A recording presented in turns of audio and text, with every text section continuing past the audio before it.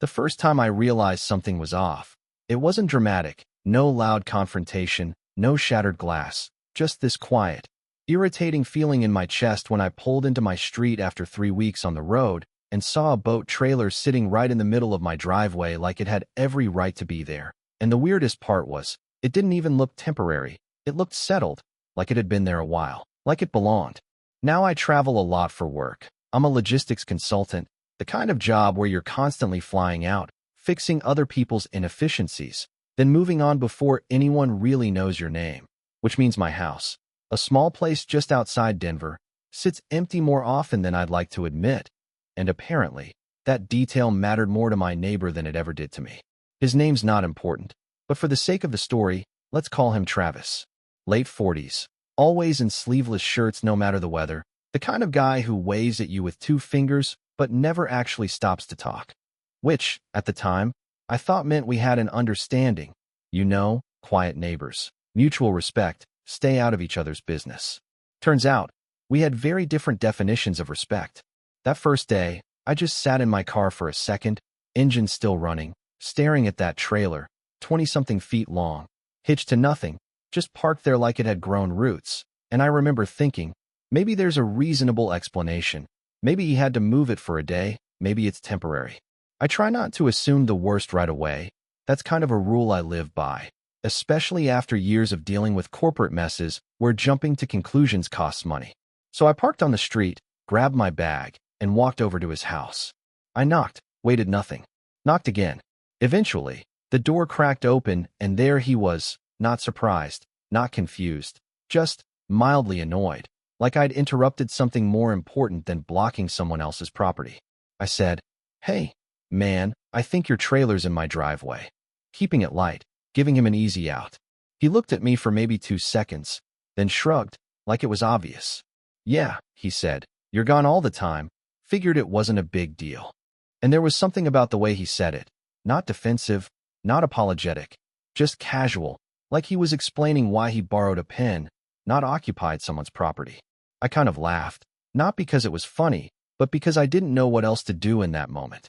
I said, "Well, I'm back now, so I need you to move it." He nodded slowly, like he was humoring me, then said, "I'll get to it." And before I could respond, he closed the door. Just like that. Conversation over. I wish I could tell you I pushed harder right then, that I stood my ground. But the truth is, after weeks of flights and meetings, I just wanted to be home. So I went back, waited, an hour passed, nothing.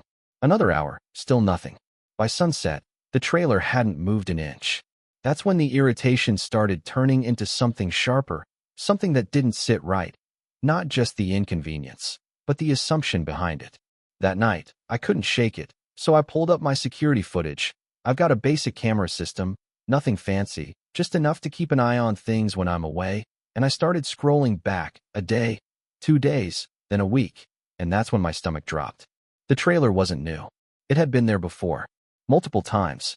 I kept going further back, speeding through clips, watching days blur into each other, and there it was again, and again, and again. Different angles, different times, sometimes gone, then back again like clockwork.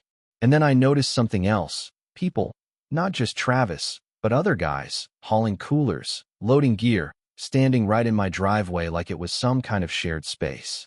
At one point, someone even set up a folding table near my garage on my property, while I was halfway across the country fixing someone else's supply chain. I leaned back in my chair, just staring at the screen, feeling this slow burn build in my chest. It wasn't just that he parked there, it was how comfortable he was doing it, how normal it seemed to him. And the longer I watched, the clearer it became this wasn't a one-time thing, it was a pattern, a routine. By the time I stopped reviewing footage, it was past midnight, and I had a rough timeline in my head. This had been going on for months. Not days, not weeks, months. And suddenly that casual shrug at the door made a lot more sense. This wasn't him taking a chance. This was him continuing something he'd already decided was his right. I didn't sleep much that night.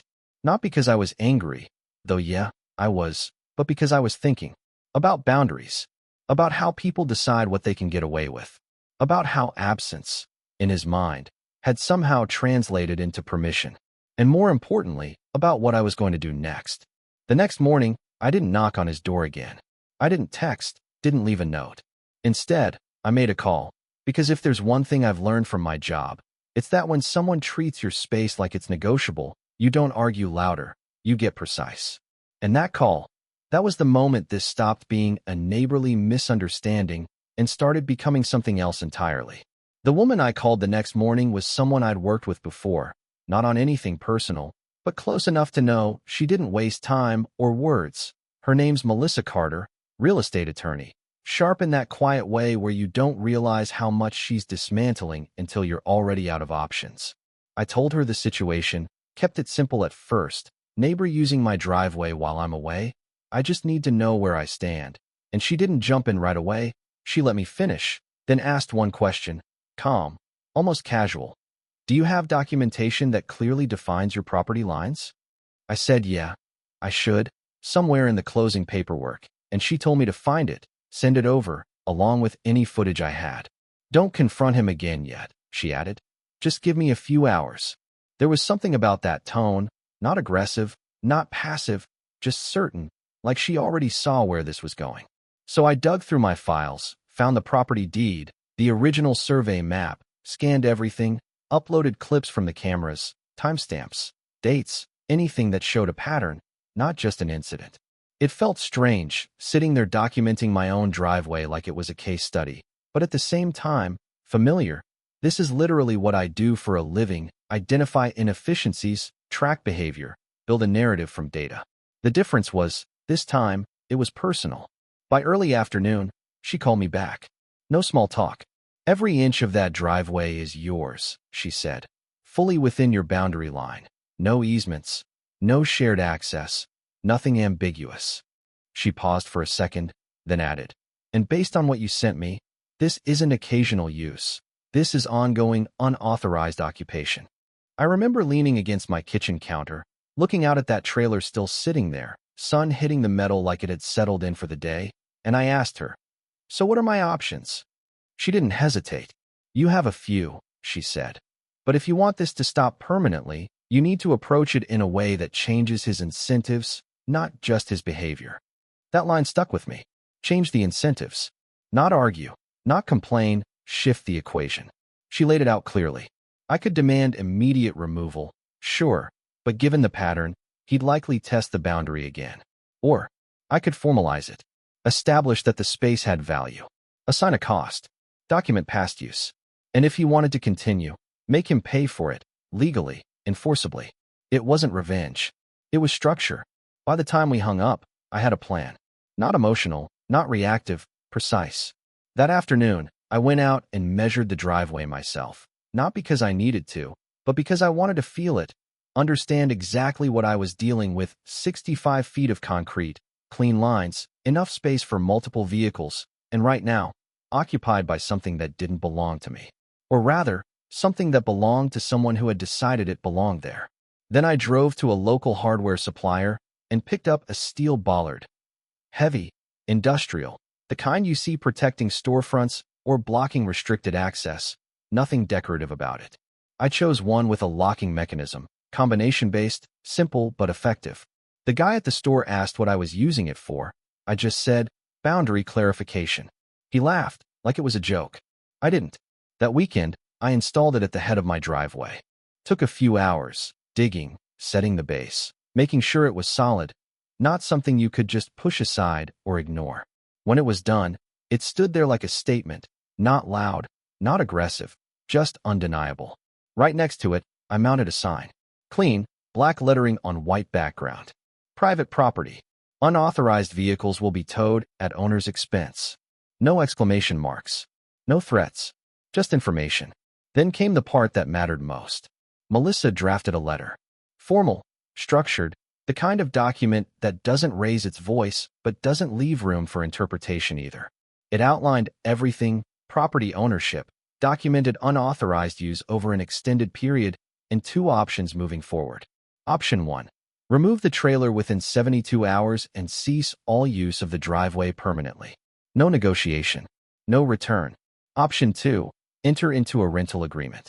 $195 per month, plus a back payment of $2,145. covering the 11 months of prior use. When she sent me the draft, I read it twice. Not because it was complicated, but because of how simple it was. No insults, no accusations, just facts and consequences. We sent it certified mail, signature required, and then we waited. The first response came faster than I expected. That same evening, there was a knock at my door. Not tentative, not polite, sharp, repeated, like someone already irritated before the conversation even started. I opened it, and there was Travis, holding the letter in one hand, face tight, jaw set. "What is this?" he asked, waving the paper slightly, like it offended him just to hold it. I kept my tone even. "It's exactly what it says." He let out a short laugh, the kind that isn't really laughter. "You're seriously trying to charge me for parking in a space you don't even use?" There it was again, that assumption, that because I wasn't physically present, the space had no value. I leaned against the doorframe, not blocking him, not inviting him in either. "I do use it," I said. "You just chose to use it when I wasn't here." He shook his head, pacing a step or two like he was trying to process something that didn't fit his version of reality. "Man, I've been doing this for almost a year. You never said anything." And that's when I said it, probably the calmest I'd been the entire time. "Yeah, and that's on me. I didn't know. Now I do." For a second, he didn't respond. Just stared at me, like he was waiting for me to soften, to back off, to turn this back into something casual. When that didn't happen, his tone shifted. "This is ridiculous," he said. "You're being unreasonable." I shrugged slightly. "Those are the options." He looked down at the letter again, then back at me. "You actually expect me to pay this?" "I expect you to make a choice," I said. There was a long pause, the kind where both people know the conversation isn't going anywhere new. Finally, he folded the letter, not neatly, just enough to hold it, and said, "I'm not signing that." "Then you have 72 hours, I replied. He stared at me for another second, like he wanted to say more, then turned and walked back toward his house, muttering something under his breath I didn't catch, or maybe I chose not to. Over the next few days, he came by twice more. Once to argue, once to try a different angle. "Come on, man, we're neighbors," he said the second time, tone softer, almost persuasive. "No need to make this a whole thing." I remember looking at him and thinking, it already is a whole thing. It just wasn't one for you until now. "I'm not the one who made it a thing," I said quietly. That didn't land well. He left frustrated, shaking his head, like I'd broken some unspoken rule. But what he didn't realize, what he couldn't see, was that this wasn't just about a driveway anymore. It was about a pattern that had gone unchecked, and the moment it finally met a boundary. And the real shift, the one that changed everything, didn't come from me. It came from the people who had been watching the whole time. What I didn't expect, what honestly hadn't even crossed my mind when I sent that letter, was that this whole situation hadn't been as invisible as I thought. See, when you travel as much as I do, you start to assume that anything happening around your house while you're gone just fades into the background, like white noise, like nobody really notices or cares enough to remember. But I was wrong about that. 2 days after that last conversation with Travis, I was out front adjusting the lock on the bollard, just making sure everything was set, combination working, mechanism smooth, when Mrs. Alvarez from across the street called out to me. She's been there longer than anyone else on the block, the kind of neighbor who knows everyone's schedule better than they do, always watering her plants, always watching, not in a creepy way, just present. She walked over slowly, wiping her hands on a towel, and nodded toward my driveway. "About time," she said, not unkindly, just matter of fact. I smiled a little. "Yeah, I guess it took me a while to catch up." She gave me this look, not judgmental, but knowing. "That trailer's been there on and off for months," she said, lowering her voice slightly, like it was something that needed to be acknowledged properly. Not just him either, his friends, too. Early mornings, late nights, they treat it like it's part of their place. I felt that same slow burn again, but this time it wasn't surprise, it was confirmation. "You've seen it a lot?" I asked. She nodded. "More than you'd probably like." Then she paused, studying my face for a second before adding, "You planning to do something about it?" I glanced at the bollard, then back at her. "Already did." That seemed to satisfy her.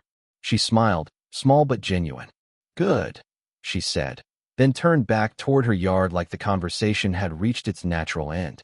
Later that afternoon, I ran into Marcus, The guy 2 houses down, mid-30s, works from home, always out walking his dog. He brought it up without me even asking. "Hey, you finally dealing with Travis?" he said, almost like he'd been waiting for it. I raised an eyebrow. Word travels fast. He laughed. "Man, we've all seen that trailer in your driveway. Thought you were just cool with it or something." There it was again, that assumption. Not just from Travis, but from everyone. Absence equals permission. Silence equals approval. "Yeah," I said. "Turns out I wasn't." He nodded, a little more serious now. "Good." Honestly, it was getting kind of bold, like he stopped even pretending it was temporary. That phrase stuck with me. Stop pretending. Which meant at some point, there had been at least a thin layer of awareness, a line he knew he was crossing, and then, over time, that line just disappeared. By the end of that day, I'd had 3 separate neighbors, without prompting, confirm the same thing, the timeline, the frequency, even specific instances that matched my footage almost perfectly. It wasn't just evidence anymore. It was a pattern everyone had quietly witnessed. And whether Travis realized it or not, his version of events, the one where this was casual, harmless, no big deal, didn't hold up outside his own head. The 72-hour deadline came and went. The trailer was still there. On the 4th day, I made the call. Not dramatic, not angry, just the next step. The towing company said they could have someone out within 24 hours. I gave them the details, confirmed the location, then hung up and went about my day like I would any other. That evening, there was another knock at my door. This one was different. Slower. Measured. I opened it, and Travis was standing there again, but the energy had shifted. Gone was the irritation, the defensiveness.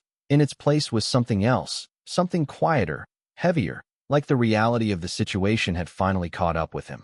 He held the letter in one hand, unfolded this time, slightly worn at the edges. "You actually called a towing company?" he asked. "I did," I said. He exhaled slowly, looking past me for a second, like he was buying himself time. "That thing's not cheap to move," he said, almost to himself. I didn't respond right away. Just let that sit there. After a moment, he looked back at me. This is a lot over a driveway, man." I tilted my head slightly. "Is it?" Another pause. Longer this time. Then he nodded, almost reluctantly. "Yeah, I guess I pushed it." That was the first honest thing he'd said since this started. He stepped back a little, shifting his weight. "All right," he said. "Let's say I sign this, we good?" I met his eyes, steady. "We're clear on the terms, yeah." He hesitated, then gave a short nod. "Okay."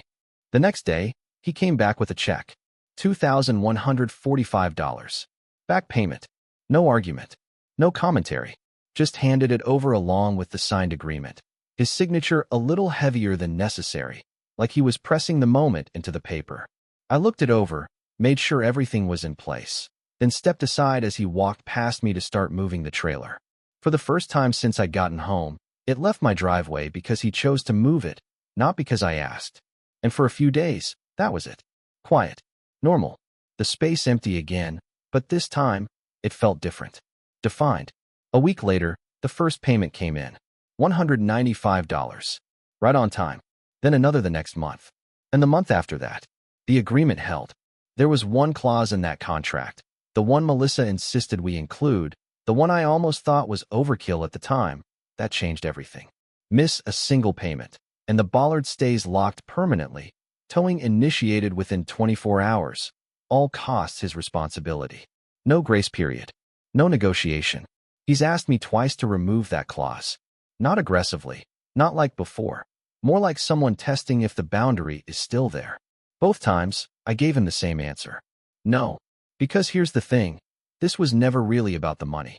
The $195 a month, the back payment, that's just the visible part. What this was about was the moment someone decides that your absence gives them access, that your silence means consent, that something you own becomes something they can use simply because you're not there to say otherwise. And I'll be honest, part of me understands how it got there. Not agrees with it, but understands. Because when a line isn't enforced, it starts to blur. Then it fades. And eventually, it disappears. Until someone redraws it. Now, every time I pull into my driveway, I see that bollard solid, unmoving, exactly where I put it. Not as a barrier, but as a reminder of what happens when you let things slide a little too long. and what it takes to take them back. Travis still parks there sometimes, legally now. Paid, scheduled, documented. Same space, different meaning, but I'll tell you what still lingers. Every now and then, I catch myself wondering, if I hadn't come back when I did, how much longer it would have gone on. Another month? 6? A year? At what point does something stop feeling like it's yours, if someone else is using it more than you are? And here's where I'm curious what you think. Was I too strict? Or did I just finally draw a line that should have been there from the start? Because I've got a feeling I'm not the only one who's come home to find someone else getting a little too comfortable with something that wasn't theirs. So tell me, what would you have done?